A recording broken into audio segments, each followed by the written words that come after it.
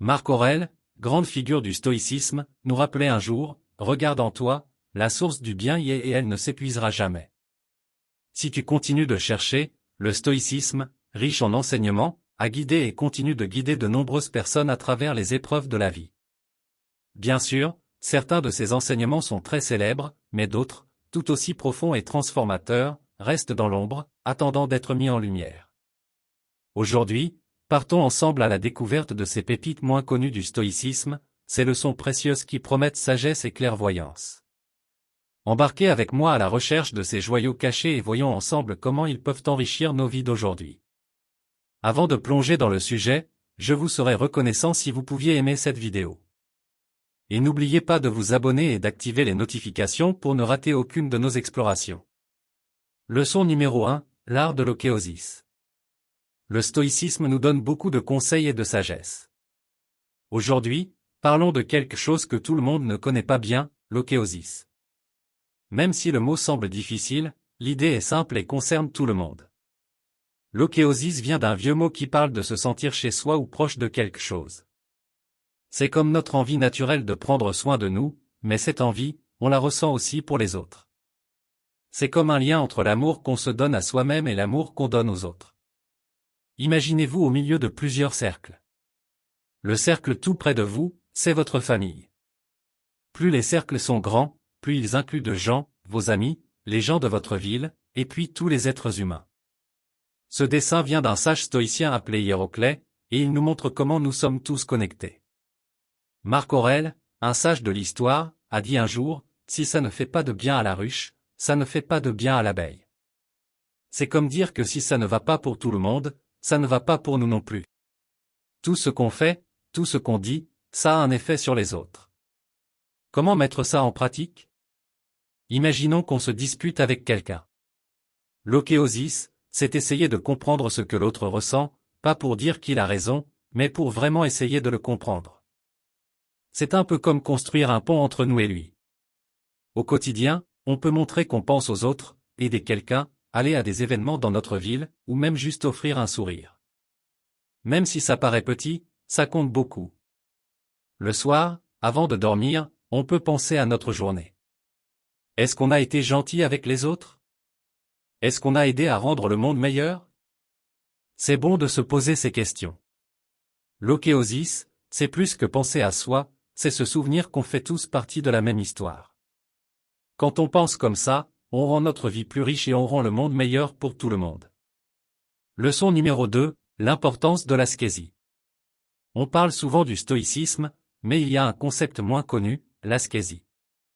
Même si le mot semble compliqué, il parle de quelque chose qu'on connaît tous, comment on se prépare mentalement, comment on renforce notre esprit. L'ascésie, ce n'est pas juste se priver de choses, c'est un peu comme l'entraînement d'un sportif. Il travaille dur pour être en forme. Pour nous, c'est pareil, mais pour notre esprit. Un sage Musonius Rufus en a beaucoup parlé. Pour lui, la philosophie, ce n'est pas juste des paroles, c'est aussi des actions. C'est bien de savoir quelque chose, mais c'est encore mieux de le mettre en pratique. C'est comme se préparer pour une grande course. Connaître la théorie ne suffit pas, il faut aussi courir, sentir l'effort, surmonter les obstacles. Avec l'ascésie, on apprend à vivre la vie, pas seulement à en parler. La vie nous réserve parfois des surprises, pas toujours faciles. L'ascésie nous dit, n'abandonne pas, apprends de chaque difficulté. On transforme les problèmes en leçons. Marc Aurèle, un grand empereur, l'a bien dit, la vie, c'est comme une lutte.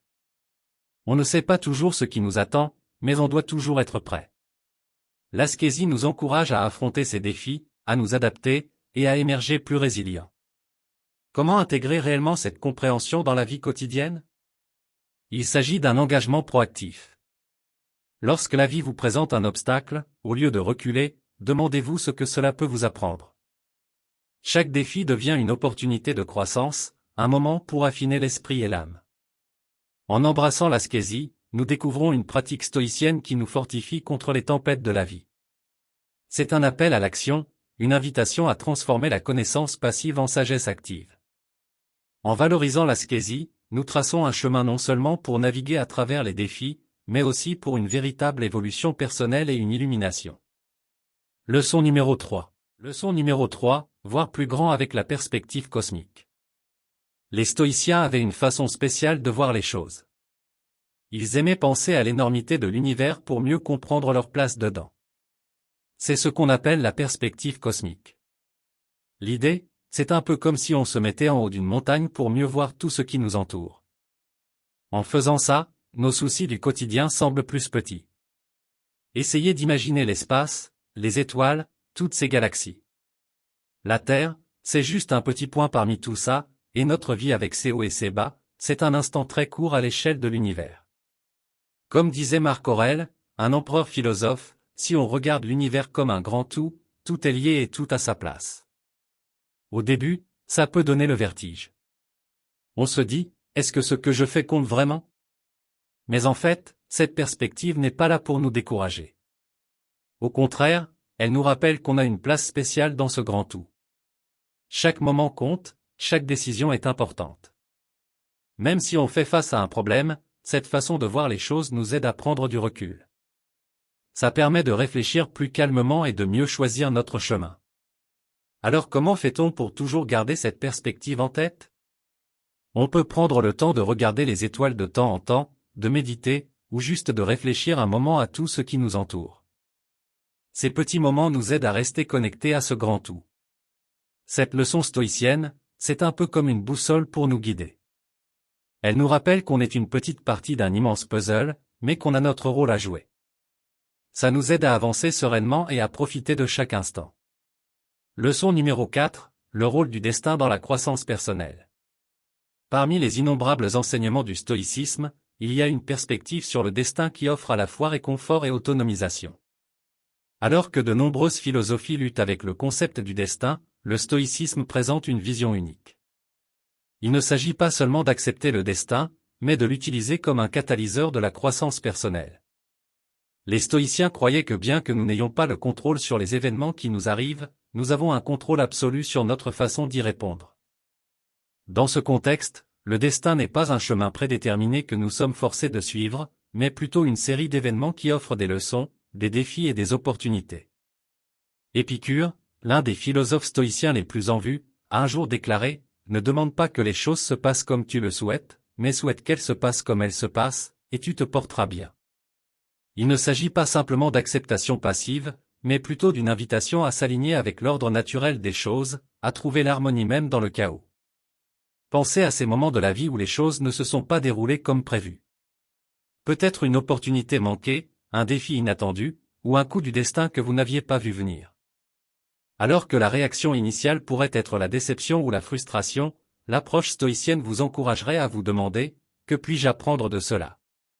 Comment puis-je en tirer profit ?» Imaginez que vous ayez travaillé avec diligence pour atteindre un objectif particulier, pour finalement faire face à un obstacle imprévu. Au lieu de voir cela comme un revers, la perspective stoïcienne du destin vous encouragerait à le considérer comme une opportunité d'adaptation, d'apprentissage et d'évolution. Il s'agit de reconnaître que chaque tour du destin porte en lui les germes de la croissance, attendant d'être nourri. Mais comment intégrer réellement cette compréhension dans la vie quotidienne? Il s'agit d'une approche proactive.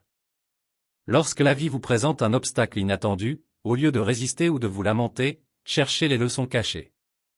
Saisissez l'occasion d'apprendre, d'évoluer, et de devenir une meilleure version de vous-même. En comprenant le rôle du destin dans la croissance personnelle, nous découvrons une leçon stoïcienne à la fois intemporelle et profondément pertinente. C'est un rappel que l'imprévisibilité de la vie, au lieu d'être une source de découragement, peut être une source de croissance et de transformation. En dansant en harmonie avec le destin, nous ne naviguons pas seulement avec grâce à travers les incertitudes de la vie, mais nous les utilisons comme des marches pour notre autoréalisation. Leçon numéro 5, vraie valeur versus valeur perçue. Les stoïciens avaient une manière spéciale de voir ce qui est vraiment précieux dans la vie. C'est ce qu'on appelle la dichotomie de la valeur. Aujourd'hui, on pense souvent que l'argent, la renommée ou un statut élevé sont les choses les plus précieuses. Mais pour les stoïciens, les vraies richesses étaient ailleurs, dans la vertu, la sagesse, notre façon d'être.